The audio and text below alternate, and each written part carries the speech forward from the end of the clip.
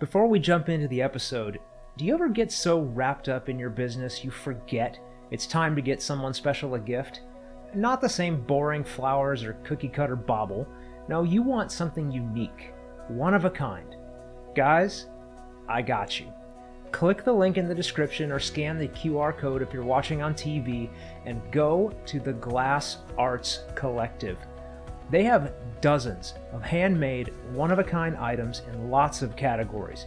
You'll find animals, jewelry, holiday gifts, and lots more. All a one-of-one and ready to ship anywhere in the US. Head over there to find that special gift for your special someone, and thank you, Glass Arts Collective, for sponsoring GYET.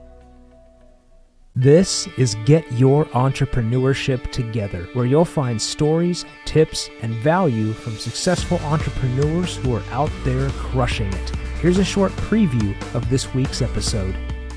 That alone is a de-arming characteristic to have in this industry, and it builds trust, and people want to work with us more because they trust us. There's hundreds of marketing agencies out there, right? So what inspired you to start yours? And I will tell you right now, I don't pay for $1 in ads myself. I say that because what's coming down the pike is something very similar to Chat GPT. It's called Search GPT. And welcome back to the show, everyone. My name is Brian Elam. I'll be your host here on Get Your Entrepreneurship Together. And today we have a very special guest. Cat Valerde is here with us. And today you're going to learn all about marketing, not just the boring stuff of what you should do, what you ought to do, the things to stay away from. No, we're going to talk about later on in the episode how to reactivate an old email list. You may think email marketing is dead or boring, but we're going to show you, or Kat more specifically is going to show you how to reactivate those old lists and dig money out of them. So make sure you stay tuned for that. And there's going to be a lot more fun along the way, I have no doubt. So without further ado, Kat, thank you so much for coming on. It is a pleasure to have you here. Hey, yes. Thanks for having me. Excited to be here. Absolutely. I always like to start with laying the foundation for our listeners. That way they understand, who you are, where you came from, and that way we can build on that house from there.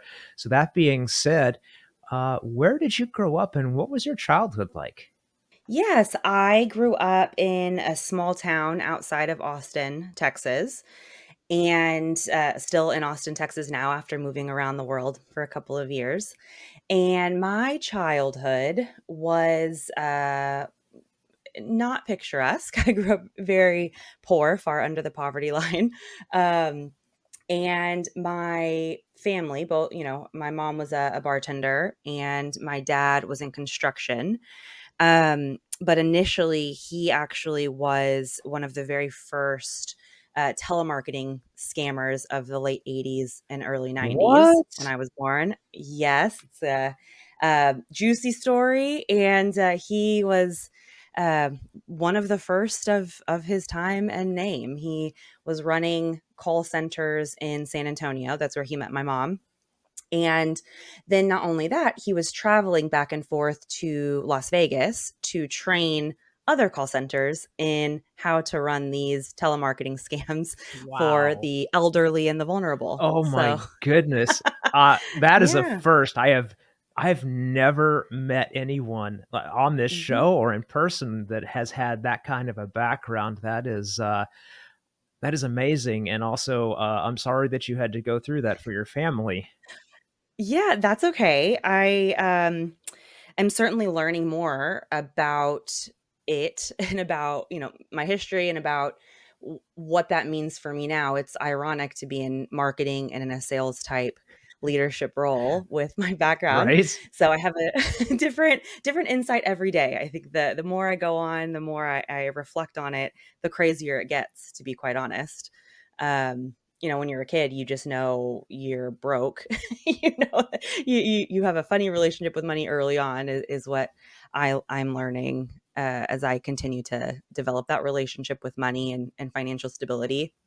My husband also, we grew up in the same town, and he grew up far below the poverty line. So it's a really interesting um, ongoing conversation in our home about how we kind of get out of that poverty mindset. How do we keep a healthy relationship with money and the trauma of a lack of financial stability, which, truly shapes the way I run my business and what I put out into the world. I am really, really trying to be value driven, and certainly there's a karmic aspect to it, where it's, going into it thinking, okay, I know my family didn't put a lot of positive energy out there in the years past. How can I, kind of balance the scales a bit? But also, how can I be proud of what I'm doing, and learn from the past, and learn from what my father did? And um, certainly he was, you have to be in telemarketing, you have to be likable and suave and shrewd, and he was all of those things, very talented. And I certainly did inherit his communication skills, and so it's a little bit of, how do I not waste this and use it in a positive way instead of a negative? So there's a lot of that too, of, what a shame that he could have done something and been something great and used it on, lesser than things. Right, right. And I'm so glad that you were able to find those bright spots in there and pull them out and have that, like you said, that sense of karma. And I noticed that in, because I went to your website, I looked at, what you do and your some of your offerings, and you have this thing where in a certain instance, the person you're working with, the business that you're working with, they don't pay you anything until money hits their bank account from the work that you've done. So I Mhm. can totally see that goodwill flowing out, trying to change that dynamic. So that's very good stuff. And I was Thank you. curious, what was, let's see, let's start here. What was your first entrepreneurial venture? Mm, that is such a good question. I would say, my first kind of introduction to what that looks like was very, very young. Um, Obviously, as I said, my dad was, hustling early on, but my mom at the same time, she was working in different restaurants, bartending, waiting tables, eventually moved her way up into management, and then into like a regional VP role by the time we were in college.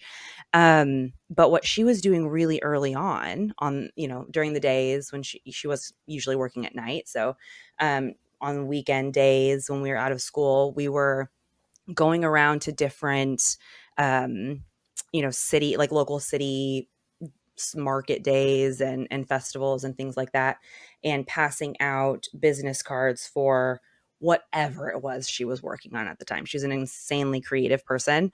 Um, so she was making, lamps or bouquets, or, catering. She's an incredible chef. So she was doing catering gigs on the side, just kind of whatever she could do at the time.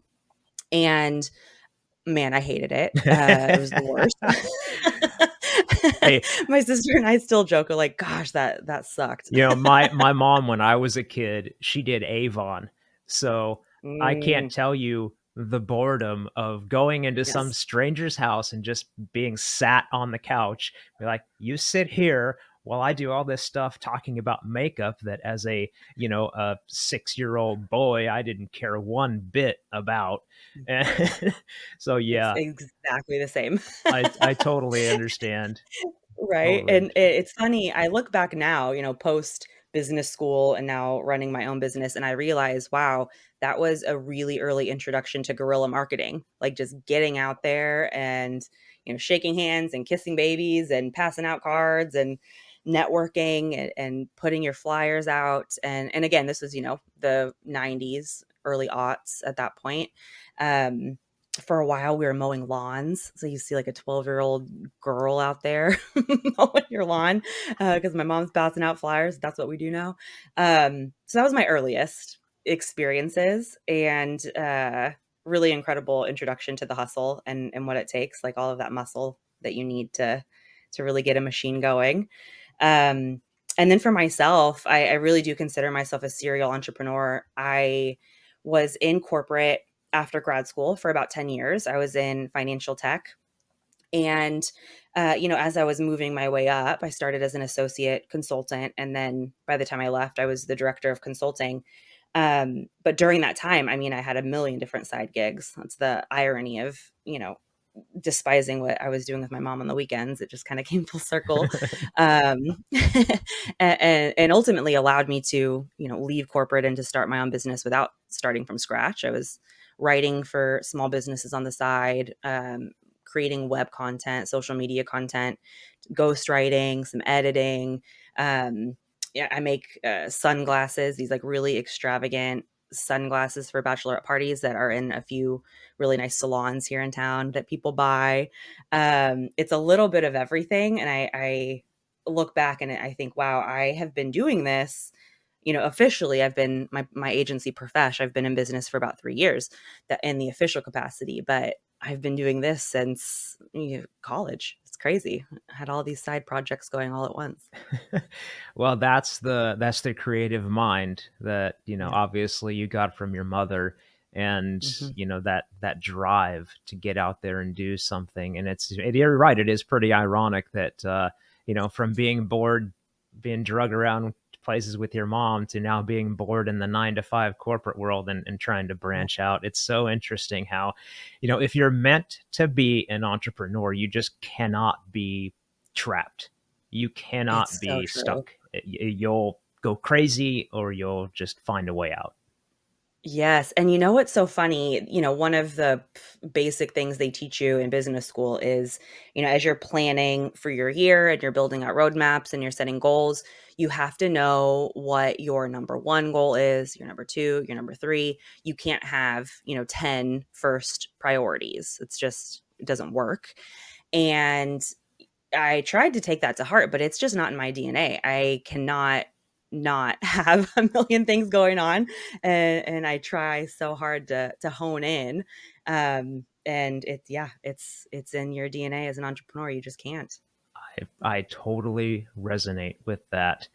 I've got the 9 to 5 job. I've got my own Mhm. private insurance practice. I have this podcast that I run, and I'm also a musician and hobbyist photographer. So you just can't pin me down.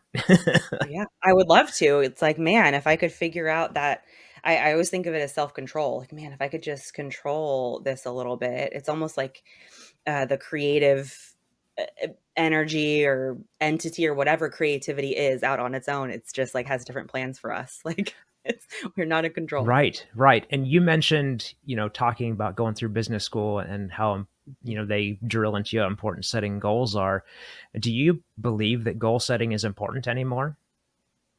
I still do. Yes. It's funny because that foundation is still really important. You need to know where you're going, right? Like I do think the term roadmap as they use in business for your goals and your plans for the year is astute. Like it is a roadmap for the future, and you need certain kind of exit points where you can pull over and pause and evaluate how you're doing. So I still do that, and I actually do that professionally and personally. I set goals for the year around my birthday every year. I kind of reflect and set goals, and then I break them into quarters, which is very standard business practice, some quarterly goals. Um, but the second piece to that, like the caveat, is I would not be successful both in Profesh and in any of my other side gigs if I wasn't agile. And I think that is what a lot of businesses, all the way up to enterprise. I mean, I was in corporate, I was working for a huge company. You think we would know better, fueled by so many smart minds and money. If you are not agile and willing to kind of pause and I call it a fast failure, like rip that band aid, try something. If it fails, great. We tried it and we can move on. Then you're just going to get stagnant and you're not disrupting yourself fast enough. And so I think that for me is the bigger takeaway is, yep, you have a structure and be okay breaking it. Like building it yourself and then breaking it yourself is scary and doesn't come naturally, but it works. Right. And it has to work, and that's the only way that it can. I believe in this day and age moving forward, especially as we race into, the future coming into AI and what that's going to look like and turn into for all of our businesses. And, we'll Mhm. definitely get to that. We're going to get to that end. But first, I want to kind of, again, go back into your story a little bit and just try to figure out, like, with all this creative energy and the side gigs that you were doing, the writing, the consulting, the social media marketing management stuff you were doing in college as a side gig. What inspired you to start your agency? What did you feel was missing? Because there's hundreds of marketing agencies out there, right? Mhm. So what inspired you to start yours? So many little things. So, the years leading up to 2020, and I say that because of COVID, I feel like that's a marker in our collective So many people's lives. lives, 100%. Yes, right? I would say, 2018, 2019, I was closing in on, being at my company for several years, moved into senior leadership roles, and you have this mindset of, okay, if I can just get to the next level, I'll have some autonomy. I can really, create some real change for my department, for the people that I'm mentoring, for our mission as a business. Um, and the higher up I got, the less I was feeling that way. I felt like, man, um, I'm leading a large department. By the time I left, I was leading a department of consultants and managers and senior managers of about 25, which is pretty large.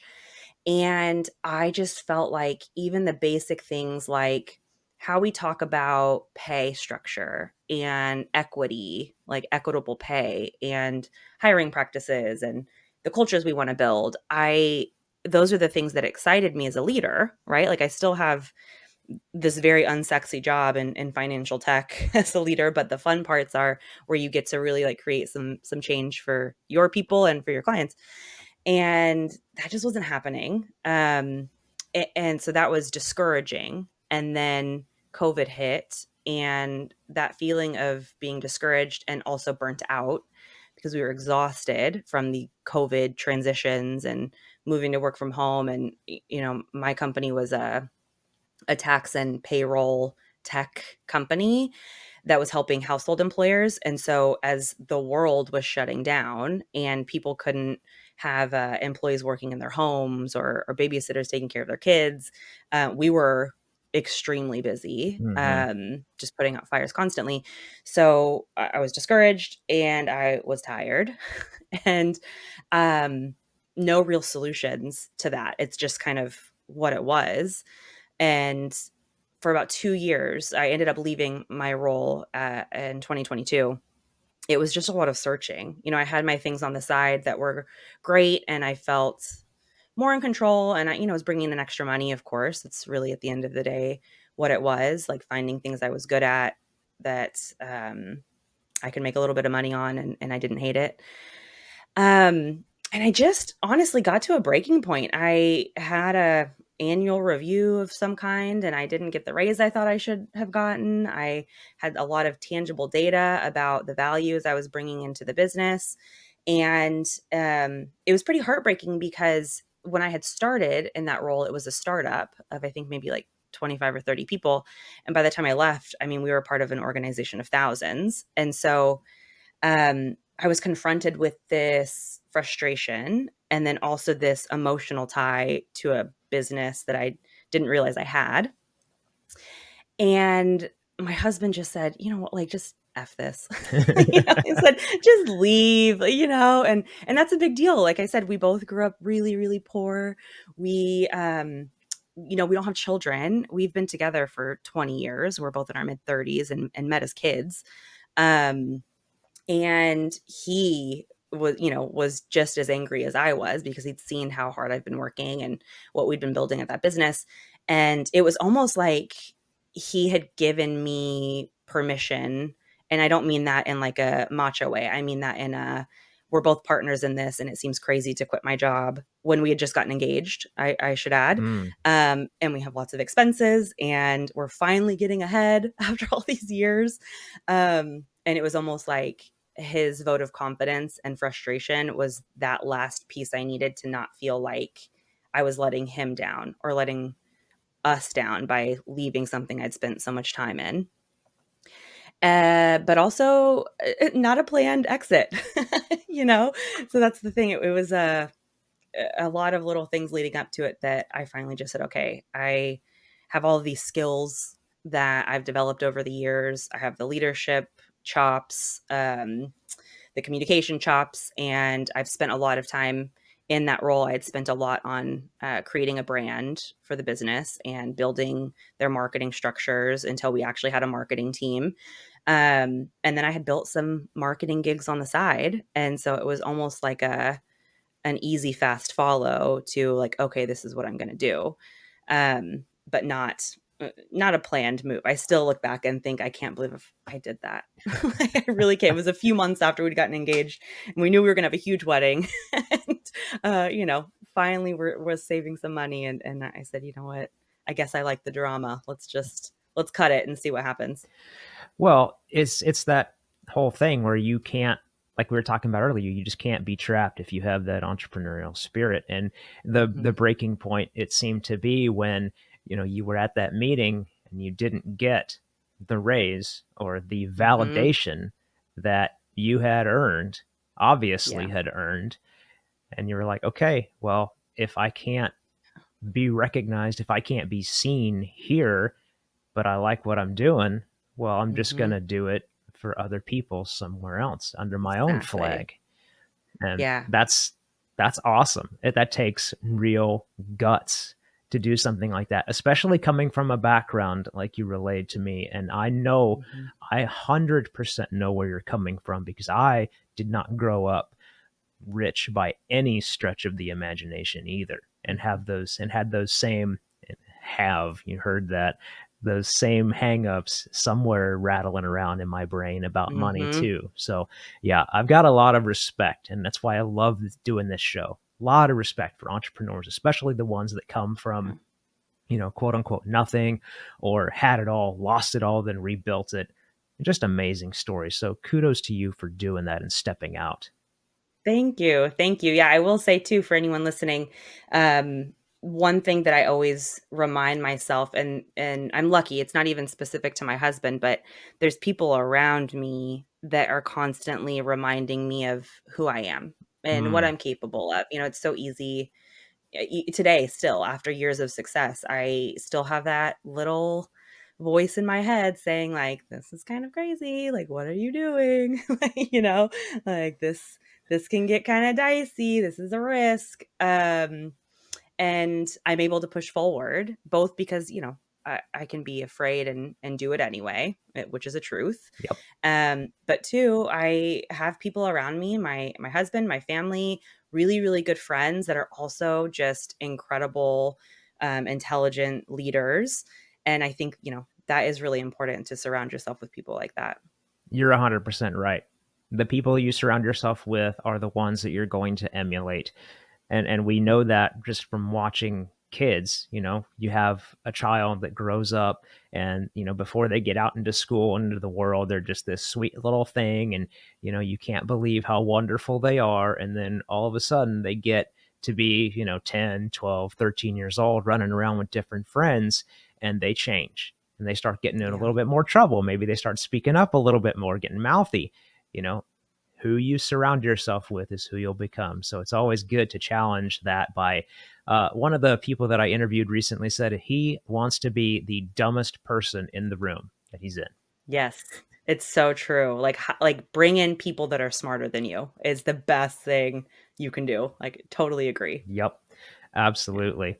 And so getting into your company, Profesh, and what you do, I asked you why you started it, but now I really want to understand, what is that differentiator? Because, like I said earlier, there's hundreds of other marketing companies out there. So, what would make somebody or some company choose Profesh over someone else? Mhm. This is my favorite thing to talk about whenever I'm onboarding clients, and over the years I've had a far and long range of, people just starting out versus, small businesses looking to scale, and then enterprise businesses looking to like figure out a new revenue strategy. And my favorite piece is those early stages where you're trying to figure out your brand voice. And, it's talking about branding, and there's a lot of fun creativity that goes on. But really, the most important part is, okay, well, what is your voice?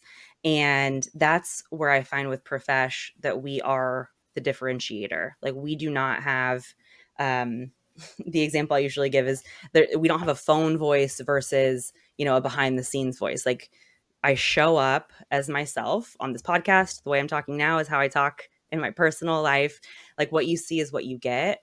And, if something's not going to work, for example, which is a conversation I have to have a lot with, onboarding and ongoing campaigns. These are direct conversations of like, let's not waste time or money. I get that we're emotionally tied to these things that we built, but they're not working. Like, we got to stop. And it's things like that I think really resonate with people. And it's really refreshing to be working with other human beings that genuinely care. I mean, you alluded to this before. A lot of my revenue structure is like, we win together, we lose together. And so that alone helps build some trust to say, like, listen, I'm not going to put smoke and mirrors here about things. Like, I'm not going to sugarcoat the data and try to tell you things are great when, clearly your bank account is telling you something different and your lead conversions are telling you something different. And I think that alone is really refreshing in the industry, because marketing and sales can also get really slimy and can get really pushy. And, to me, I know the value that we're bringing. I know when things will work well versus when things won't. And I'm not going to waste your time. Like, we're in this together. And if something's not going to work, then let's move on. If we're not a good fit together, that's okay. Like, I'm not really trying to push myself or my brand or my team onto anybody Yeah. if we're not a good fit.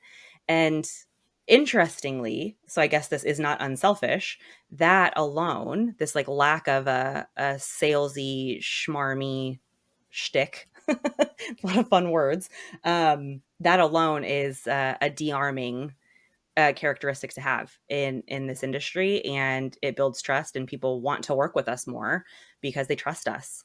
And that's really the kind of little heart, the nugget in the middle of our voice and our brand. Well, and you just laid out some very good points. So, guys, if you're thinking about how to set yourself up to differentiate yourself from the market, Kat just laid out some really good breadcrumb trails for you to follow and make your own. So, if you need to, go ahead and rewind that a couple minutes and just dig in again and take some notes. But you mentioned brand, and this is definitely something I wanted to touch on with you, because you have a gift, and I recognize it because I have it too. You take the complex and you can distill it down to make it digestible and manageable. That being the case, what are some key things that a company or a solopreneur, a business person in general, can look at to help distill what is my voice and how do I present that as a brand? Yes, I would say this is a good example of some trial and error as you're trying to figure out what it is, and also a good checkpoint, like every year, check in with yourself and see if you're still aligned. One thing that I do, and let's just take emailing, for example. I want to send a large email for a new service, and I'm writing this up, and I want to make sure that it resonates, and I want to make sure that it aligns with my brand voice. I literally will get the email together, and then I will record myself reading it out loud. And, 9 times out of 10, that first go around that I'm reading it, I listen to it back and I just have to laugh at myself. Like, that's not Cat. And that's not Profesh. Like, I don't know what I just wrote, but man, I sound way too sunshiny and glossy and a little bit silly. Like, this is going to sound fake. Mm. And that's without even using AI, right? Like, that's something that we expect from a robot. Well, But I've heard that our actual speaking voice versus the voice that we use to type out on a computer. They're two different voices. Have you heard that? Have Yes. you? Yeah, I think you've obviously experienced it, given what you've just said. Yes, there's something in the psychology of it. One, I mean, I would say as an editor, part of it is the grammar and syntax behind it. Like you're looking at commas and you're looking at do I put an exclamation mark here? Or, like what am I doing and the way it looks on the screen? And when you're paying attention to those things, which are important, it does take away a little bit from what the voice is, and you start removing yourself. It's like all of a sudden you're kind of sitting above the conversation and you're not thinking about where this email is going to end up. Mm. I was talking to someone about this recently about the same thing. And instead of emails, it was about planning out your webinars and different like conference speeches and things like that, kind of long form presentations. And I was talking about how we have this thing where when we're driving, we can kind of all of a sudden we don't know where we go, but we wake up from driving and we're sitting in our driveway. We don't know how we got there. We don't know like what turn we took. Like how did I just black out and get home safely? And Right. it's something in that same part of our brain in the reverse of being hyper present to your voice and um that I actually do that even when I'm driving. If I have a thought or I have something that I know I want to communicate, I record it in the car. And because I'm not sitting in front of a computer, I'm doing something else. It helps me be much more myself and much more present to the message without being afraid of how it looks or how it sounds. Like the rough first draft is fine. And what I have found is that when I do that, I have far fewer drafts than if I start in front of a computer and I write it out and then I listen to it. I'm going to have many more drafts that way before I'm happy with it than if I just start in my own mind and vocalize it. Mm. So it's definitely that our human psychology is such a funny thing. Like, what have we done? Like, what have we done to ourselves? No, that's so true though, because that type of thing, it seems to happen to me quite often. Like when I'm working out, I'll Yeah. just all of a sudden an idea or a thought will hit, and I've learned that in order to capture it, I need to just grab my phone, record a quick video, and then Mhm. get back to what I was doing. But yeah, some of Yes. the best stuff comes out through Mhm. that. Yep. 100%. Yeah, it's so fascinating. Elizabeth Gilbert, she has a book called Big Magic, and it's one that I recommend to anybody who is even a little bit creative. And she lays that out about the respect that we should have for the creative energy and that it doesn't really belong to us. And Mm, if you don't kind of pause to be present when an idea like that comes to you, to put it, my notes section on my phone is just like nonsensical sometimes because I have so many like half ideas that have just come to me and I need to write them down. right. Um, if you don't pause to give it the attention and mindfulness that it deserves, and you just kind of keep working out, for example, without, I often will tell myself like, oh, okay, I'll remember that. You Nope. probably won't remember it, Nope. right? And what she says is that happens because that creative energy will find a home somewhere. It'll float off to someone else working out, and that person that like gives it the attention and mindfulness it deserves is going to see it to fruition. And I find that so powerful and profound, and a really interesting way to have respect for it and to be a little humbled, like, oh, that it came to me, like it came to my mind here. Like I need to jot that down and really pay attention. Yeah, I couldn't agree more, because obviously I've experienced it, and I know for sure if I don't record it, it's just going to be gone. Maybe Hmm. I'll have a quarter of the juice and I'll be able to remember it, but I won't be able to remember it all. And I think it's Right. so interesting how you phrase that, because I've heard that before, probably because they read the book and agree with it. Hmm. But yeah, I don't know about you, but I believe that there is a higher power. I believe that we are all connected to it and each other, and this whole idea matrix, if you will. Yeah, we can tap into Yes. it, but we have to. It's weird. We have to not think about it in order to be Hmm. able to tap in. Yeah. Yeah. It's pretty It's incredible. it's so fascinating. Another, this is a little bit more silly, but it just really, really stuck with me, is there's a Disney movie, and the name of it is just leaving me. Soul. It's called Soul, and the main character is a piano player. He's a jazz musician, and a lot of the movie is showing this kind of mid place. Like, I don't know what it is, but it's this place that we go when we are really, really engaged with something. So, like, for him, it's when he's really into playing the piano. It brings him this like higher energy, enjoyment. And wherever he is up there, it's like he's physically playing the piano, but he's up in this other dimension or whatever it is, somewhere in the clouds. And I always think about that, like, okay, is what is what I'm doing. I'm not going to love it every day. I'm tired all the time, and I do that to myself.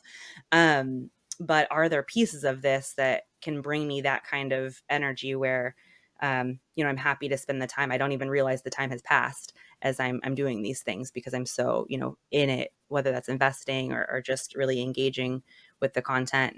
And I think about that all the time. It's been years since I've seen the Mm. movie, but they really lay it out beautifully. Well, I was smiling ear to ear as you were talking about that because I am a drummer and I've performed many, many times on stage, and that is Yeah. exactly how I feel when that moment hits. You're Yes. there, but you're not really there. You're in an energetic plane, and so I Right? totally understand that. You should watch the movie. You will love it. All right, duly noted. Okay, well, that was a fantastic rabbit hole, and I'm glad we went down Yeah, there. me too. But let me see. Now I've got to remind myself where in the heck do we need to go next because that was so much fun. I've lost it. See, if you don't write it down, it's gonna go away. It will be born somewhere. That's 100% right. Okay, so we know how to help someone start distilling their story down, writing it down, speaking it, listening to it back, and having those moments of inspiration and capturing them. So, those are all very good points. And one of the things that I wanted to touch on, with this, this day and age that we're in, with social media being so prevalent and so highly used, I wanted to get your opinion. Is a website today even necessary anymore? Definitely. I would say it's more important than ever. Oh, interesting. And I say that, yeah, I say that to say a couple of things. We spend a lot of time figuring out where our target audience is hanging out. And obviously, they're not hanging out on our website right Right. now.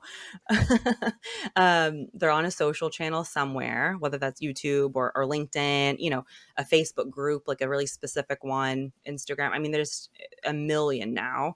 But regardless of where that is, we have to remember that we don't control any of those platforms.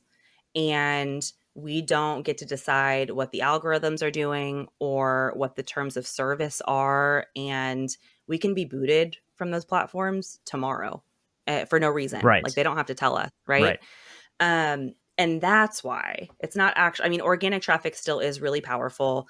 Helpful content on your website is really, really important to add value to people and to get organic traffic just from search engines or, wherever they're coming. You want to be able to be found easily. Um, but the most important piece to that is we need to know what we can control and we need to control it. And that's something that we should be doing like yesterday because AI is here. Algorithm changes and updates across these platforms are just getting more and more frequent with less and less transparency into what they are and how that affects our marketing strategies. And that's why it's like I never tell people to change what they're doing if it's working, but I do. I mean, I'm like a broken machine at this point, a broken recording, just on repeat, telling people like that's all great. I'm glad you know where people are and that those things are working, but you now have to find a way to get them from that platform onto your website and your email list. Mm. Like, that at the end of the day is you need both. One is great. But if that one is your email list, that's even better. So the piece there to know is you need at least both if you are going to keep using the platforms that, other businesses are running for you. Yep. And I'm glad that you went down that road. And I agree. I agree. A website is definitely important because you're right. Mm-hmm. You can get booted off social at the drop of a hat. They don't have to tell you Yep. why. You don't own it. So, yeah, it's very important that you can drive traffic and get people on your email list. And speaking of email, you know, thinking about that, it's kind of flat, right? It's like you're looking at a magazine that maybe you forgot that you ordered, when you sign up for Mm-hmm. somebody's email list and you get that email, it's like, who is this? What is this about? I don't remember signing up for this. And you look at Yeah. it and it's just kind of flat. And how can we make our emails more engaging and more powerful? Mm-hmm. Yes, such a good and true observation. I mean, email marketing, I think it feels really outdated because it's been around forever, and it's also exhausting because we are getting so many freaking emails. Um, and they all look the same, Right. right? I mean, if you go into your spam folder especially, but they don't even have to be in your spam folder. You can just go to your normal inbox and look at what you're getting, and they all look the same.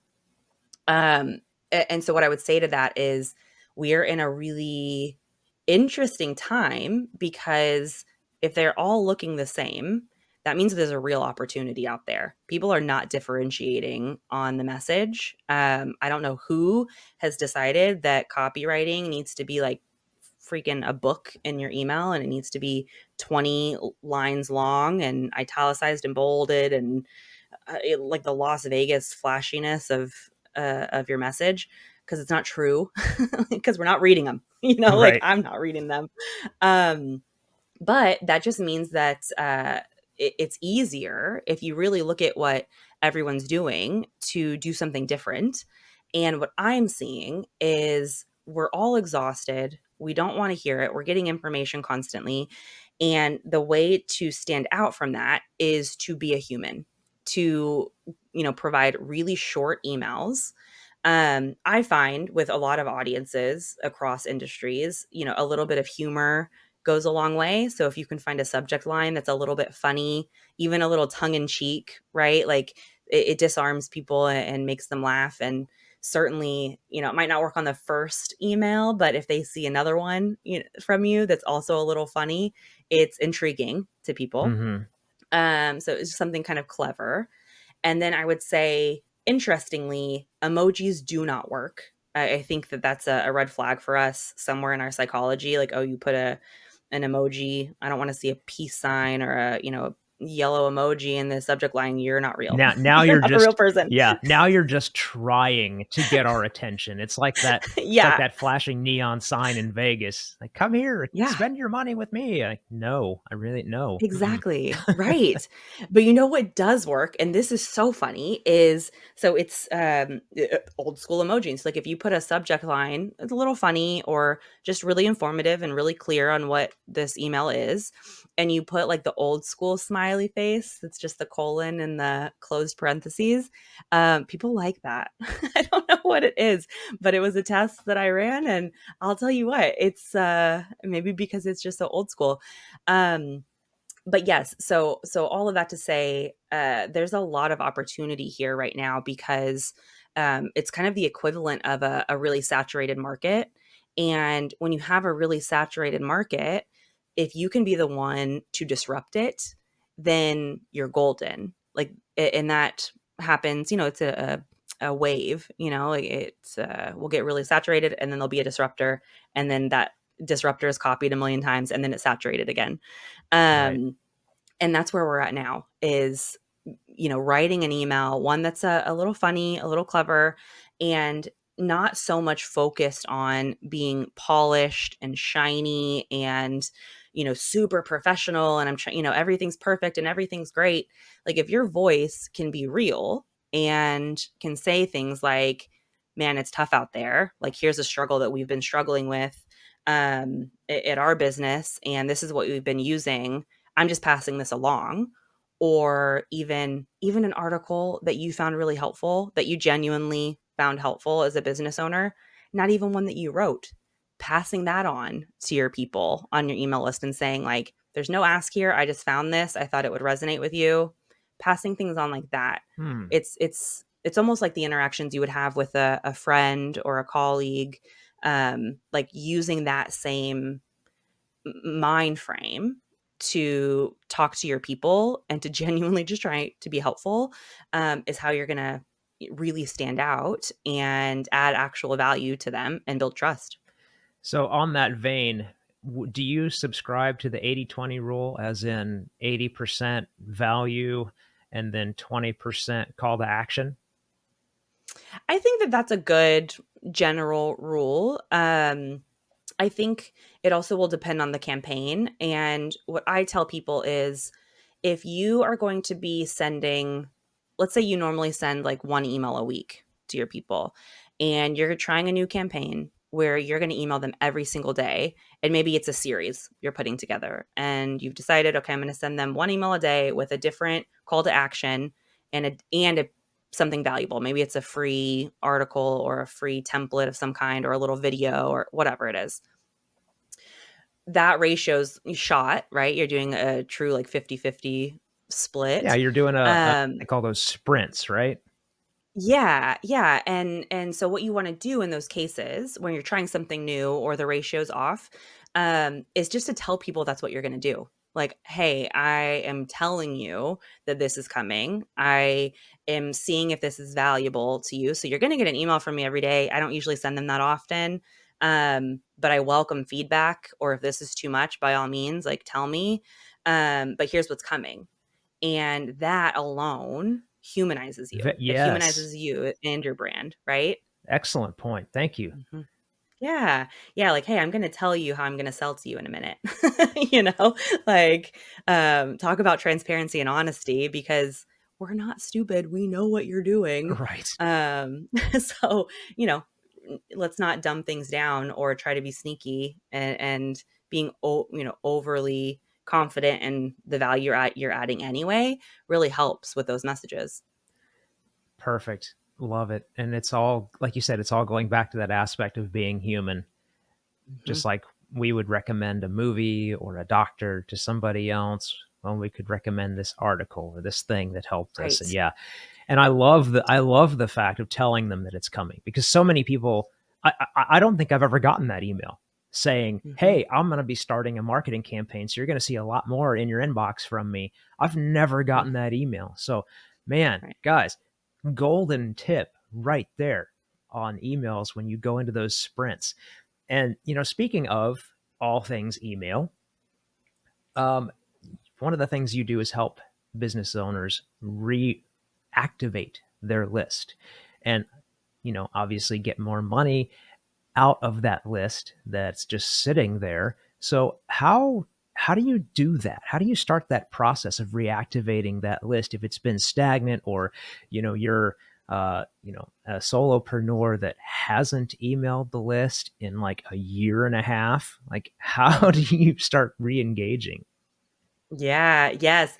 Such a good question. I would say if you haven't been engaging for, even let's say a quarter, it's been a couple months, but certainly if it's been longer than that, just shoot them an email that you write yourself that's really quick, that is very direct and reintroduces you. I would say it sounds kind of silly and it's like an oversimplification, but in that instance, that's what people need is they do need to be reminded of who you are, and it can be a really quick like, "Hey guys, you might remember me, I hope you do, but I have dropped the ball in the last few months. It's been so busy. I've been working on scaling, and I am reaching back out now with some new offers." One thing that I do recommend to people, and I do this myself, is I have set up a separate email where I email any of my like mass emails from. And so I tell people like, please respond back to this email if you have any feedback or if you notice anything. Like, this is how I, keep the lights on, is by making sure I'm listening to the people that are smarter, around me. So reply back. And that's really different because most brands have a do not reply Right. email, and then they'll put the instructions, some if they put instructions, it'll be somewhere down below or in the footer of, how to contact us. And so that's the other piece to it is I would say, this is a real email inbox, like certainly reply, and you're going to be hearing from me again soon. And I'm excited to, start up again. Um, and what's so interesting is, you'd mentioned, being human first, and as you're sending these as yourself, one stat that is really interesting is there was a study on human behavior, and it said, um, we are or 92% of consumers are more likely to buy something from an individual, or like that an individual recommended. It's kind of like what you said about referring to a doctor of some kind over a brand. But the second piece to that that's interesting is they'll do that even if they don't know the individual. And so, but it's just because it's a person instead of a brand. Right. And that's why you see a lot of content creators, like how they pose their ads, or um, people on YouTube with recommending certain things. Obviously that's an ad, but because you're seeing this from an individual, you're much more likely to try it out and to recommend it. Hmm. And that applies here too with your emails, like really posing your brand as you, um, and your voice. It makes a huge difference. Mm. Yeah, very, very good point. And I just saw an ad last night on TV where Dan Marino was the voice for this particular brand. They do what is it? Flexium. Yeah, Flexium. That's what it's called. But anyways, it's just a joint supplement to help you move better, feel better, less inflammation, whatever. And he was on there as the trusted person who takes it, loves it, all this stuff. And so yeah, it's very interesting how if you humanize something, and even if it's just a spokesperson for your brand, it helps. Hmm. It Yeah, definitely helps. it does. Awesome. So re-engaging, being honest with people, saying, "Hey, haven't been here for a while. We're gonna do this." And the thing about setting up the real email address that they can respond to, I think, is really good because yeah, nobody knows what they want better than your customers, right? Exactly. Yeah, exactly. And if you ask them, like this is the second part, and I do have a quick webinar. It's like half an hour, and it's genuinely free. Like I'm not selling you on anything, and it'll go into greater detail about this. But it's in a nutshell, going through your email lists and kind of ranking them from, if it's 100 people, it's 1 to 100 at, number one being the most profitable client or the most engaged person on your email list, like someone who's always opening your emails, engaging with you on socials. However you want to rank them, it's, strongest number one to the least number 100. And if you're looking to reactivate them, talk to your top 10% of that list, and talk to them directly. This isn't a mass email situation. This is starting conversations with each of them, and just ask them how things are going. Like, hey, these are the struggles we've been seeing in the industry, or this is something that Profesh, for example, has been struggling with. How about you? How is business? How are you doing? And it is pretty crazy just by asking the amount of information people are very happy to provide. It creates a sense of community, and it's also nice to know like we're all struggling with very similar things. Um, but once you know that, one, if you're asking for feedback on something and people provide it, great. You just got some free feedback and free market research on what works and what doesn't. But then asking them about their problems, it does the same thing. You're basically getting some free R&D where now you know what the pain points are, and you can go back to the drawing board with you and your team and start cultivating some solutions. They didn't ask you to. You didn't tell them that's what you were going to do. But you do that, and then you take it back to them and say, hey, I know you didn't ask for this, but I think this might help. Do you want to give it a shot at, maybe a discounted rate, and then give me your feedback on it? Um, and then you can take that service offering and offer it to all 100 people, because you basically just gotten a sample size of the whole industry, right? And I am telling you, it works. Like it works. And it almost seems so obvious in hindsight. Like, of course it works because people are telling us what they need. Like, go figure. Right, exactly. So good. So good. Okay. Now, one of the things that you also mentioned in your value prop and everything that I've read over, and you didn't cover this, so I'm going to put it out there because we need to blow you up a little bit. Thanks. So you're one of the things that you do is you stay on the cutting edge, or actually ahead of the cutting edge of technology when it comes to marketing and what you do for your clients. And so I'm wondering if you can give us a little bit of what you're doing or what you're looking at as far as staying ahead of these trends. hmm Yeah, I would say the first biggest thing that is top of mind, and it does go hand in hand with the email marketing kind of revenue generation and new strategies, is moving completely away from ads. And I will tell you right now, I don't pay for a dollar in ads myself for any of my programs. And I say that because what's coming down the pike is something very similar to Chat GPT. It's called Search GPT, and that is through Google. So if we're talking about, innovation, what happened in the last 2 years is Chat GPT was released. It made huge waves in AI and was really pioneering it. Right. And now, what do we do when we have a question or we want to figure something out? We go to Chat GPT and ask them, and they spit out a ton of information. Previously to that, what did we do? We Googled it, Right. right? Right. And so Google jumped and said, "Oh my gosh, what are we going to do? How do we stay relevant?" Right. And they have partnered with OpenAI, who's behind ChatGPT, and they are coming out with something called Search GPT. I have no idea what it looks like. I don't know how this is going to live with ChatGPT. I actually am really anxious to see because it seems to me ChatGPT is working great in place of Google. Right. Um, but what they're doing in anticipation of that, and I'm sure so many of your listeners are feeling this, is Google is working on this. And in the meantime, they know we are going to release this and it's going to further cannibalize our ad spend, like the revenue that we're getting from ads. And so they are proactively charging all of us significantly more for our monthly ads. Mm. And so if you have been struggling trying to figure out like, okay, I've had this ad, really, I keep it tight. I know my audience. I have for years have known what to expect for lead gen coming off of this ad. Why isn't it working? It's probably not working because they want you to spend double what you're paying now in order to get the same results. Mm. And to be honest, that's one of the forcing functions that brought me into figuring out other ways to generate revenue. So it wasn't just about, getting off of platform and how do I keep my audiences on different social channels. It was also what the heck is going on with ads.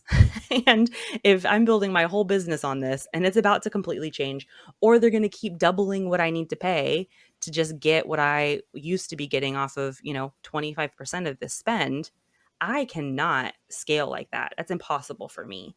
And so, I would say that's the first, and I don't say this to scare anybody, but I do say it to say, like, let's just be prepared. Mm. And it might be dope. I don't know. Maybe what they come out with is amazing. But in the meantime, I refuse to pay them any more for ads because they are being greedy because they know what's coming. And so that's really the biggest thing and why it is so, so important to be paying attention to what is at the forefront and figuring out how we can make it work for us and not the other way around. Mm. And I can already kind of see how they're starting with that process anyway, because you type into something Google or Brave right now and you get the first search result is an AI hmm generated thing, so they're already moving that way. But I can also see kind of like how you would buy credits to run Chat GPT applications and things like this. I could see them selling Google credits to use as ads to put you into those AI generated search results. hmm Yeah, it's pretty crazy. I would say too, like that I could totally see that, and I would also say, um, it's a bit of a shame. Like I'm really for this AI wave, as long as we can be prepared for it and control what we can control, like innovation is progress and let's use it to our advantage. Like in so many ways, we're lucky to be alive in this time. It's a really interesting kind of frontier. Um, but in the other sense, I am a little mad because when OpenAI started, their whole motto was that information belongs to everybody. And they were a nonprofit, and their whole thing was we're building this for the world and this is all of ours. And now they're privatizing. Like spoiler alert, they're going private. So, as one does when there's a lot of money involved. So that's just something to, keep in mind as well as we talk about um, yes, if that is the new structure, like how do we feel about it and how does it work? And let's learn as much as we can about the algorithms and how it's being developed is really, really important. Just like we did when ads started to become a thing, like really figuring out how they work to make them work for us. And then also, what can we control that is ours, like our information, our audiences? How do we continue to be the owners of all of that so that we can keep doing business and, keep being humans first and not paying a ton of money to be able to talk to our people that want to hear from us? Yep, you're absolutely right. And I just was on a video yesterday, and it was about how to optimize YouTube and talking about the algorithms. And the thing that they were saying is, yes, the algorithms are real. They're there to, you know, do their thing, but what they're doing is they're serving content that they think people want to see. So Hmm. instead of thinking about optimizing for the algorithm, optimize for the person and you'll get a lot Yes. farther. It's so true. And we should really just be applying that to everything we're doing as business owners, right? Like think about it as ourselves as consumers because we're all kind of annoyed about the same things. So Right. and I forget the quote exactly. I'll totally butcher it, but there's a quote about sales and the easiest sell you'll ever make is when you really believe in the product. And I think that's our jobs as entrepreneurs is making sure we believe in what we're putting out there and that it's adding real value. Yeah, 100%. Absolutely agree. And this, Kat, this has been just an incredible conversation. I can't thank you enough for coming on. And before we get out of here, we got to know, where do we go to get into your world, understand if maybe we're a client, and for sure, where do we go to see that 30-minute webinar you were talking about optimizing the emails? Yes. So go to emailrevamp.com. That's going to take you directly to the landing page with that webinar. You just plug in your email. I promise I won't spam you, and then it'll give you the webinar. And then on that same page, there's also a button you can click to schedule some time with me. If you just want to chat, my calendar's there. You can throw a 30-minute meeting up on the calendar. And then certainly, I'm on LinkedIn, I'm on Instagram, I check all my DMs. So feel free to reach out there too. I'd love to chat. Perfect. And all of those links, obviously, guys, are going to be below. So you just click, go, check it out, get that free info. It is so valuable. As you can see, Kat really knows what she's doing, what she's talking about. And now we've tackled all the entrepreneurship stuff. We're going to have a little bit of fun now. We're going to talk about something that has absolutely nothing to do with entrepreneurship. And I want to know, what movie can you sit down and watch over and over again, and why? Ooh, that is such a good one. What is my favorite movie?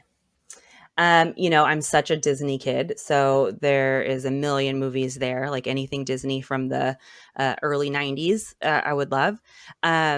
Outside of that, though, I really, really love Lord of the Rings. If it's on, then I'm sitting there. I can't turn it on honestly if I have anything to do. It sucks me in every time. And let's Okay, see, so those are my go-tos, I what think. is so I agree with you. That's Uh one of huh. my favorite series as well. But which movie is the best? Out of all of Out of the them. three, which one's the best? Oh, okay, so after the first 3, okay. I mean, oh gosh. For sure, it's The Fellowship of the Ring. I mean, it might just be because that's what hit first for me. Obviously, it's the first one that came out.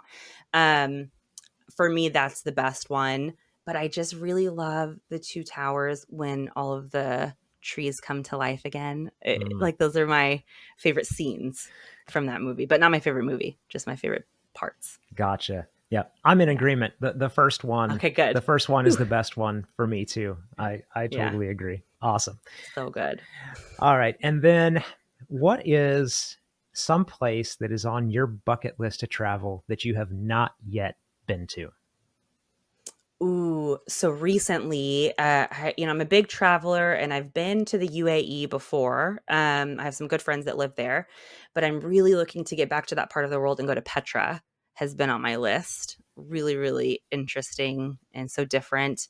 I just love to go to places where I feel um like the other. Like we talk about not liking to be the other person, I don't want to be the poor kid in school or whatever the things that I've experienced, but in traveling I just feel so I learned so much about myself by learning about other cultures.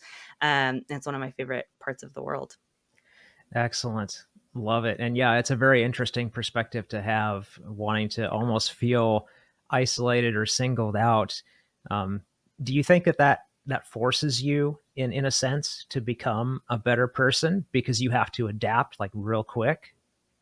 So much. And I think another piece of it is you just learn that other cultures and other people are not scary, right? I Mm, mean, living with them and amongst other cultures, you realize like these are just families trying to take care of their people.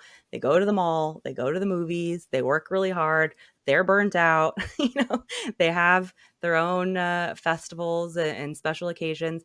There's just something so humanizing about getting out of your norm and going to others and realize like we're pretty similar, like here are the ways that we're different and it's so interesting to learn, but at the same time, at our core, yeah, it makes you a better person because it makes you far less judgmental and scared. Like so much we do is out of fear, I believe. well, and it's what we're presented with, almost Hmm. 24/7. The media cycle, especially if you hop onto some social media channels, it's all fear-based It stuff. is. And you're right. If you step out your door and talk to somebody who is not like you and really understand and listen, you'll find out, just like you said, we're Hmm. more the same than we are different. And Exactly. it's the big machines that run the media and these huge corporations that want to pit us to against each other for profit.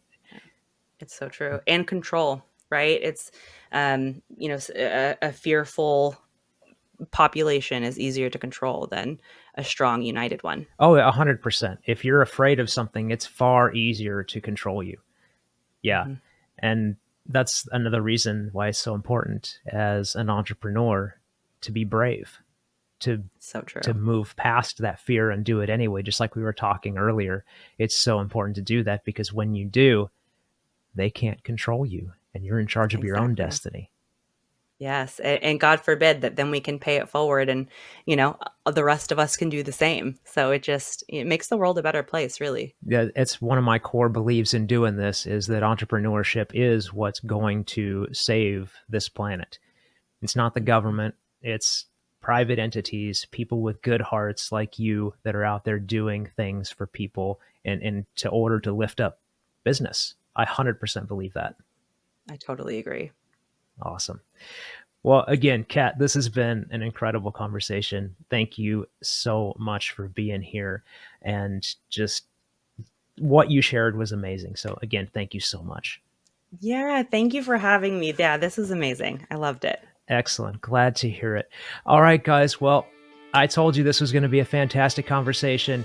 And so if you got value here, please like the show, share it out, subscribe if you aren't already, and please, again, just share this with your network. You never know whose life you could positively impact with just a simple and free share. It helps this show, it helps Kat, it helps everyone. So share this out with your network. And with that, peace. We'll see you in the next one.